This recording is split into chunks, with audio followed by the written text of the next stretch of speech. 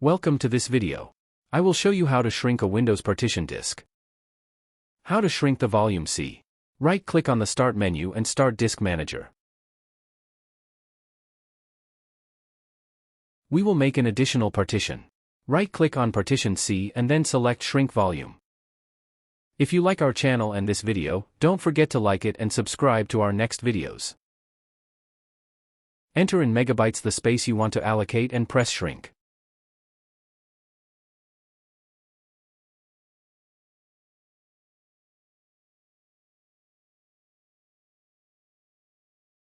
Right-click on the empty space and select a new simple volume.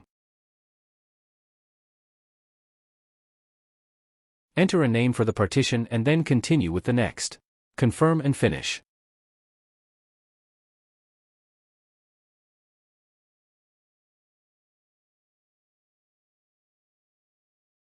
The partition is created.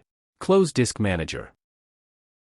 Open the File Explorer, and you can see the new partition here. Don't forget to subscribe to our next videos. Thanks for watching. Take care.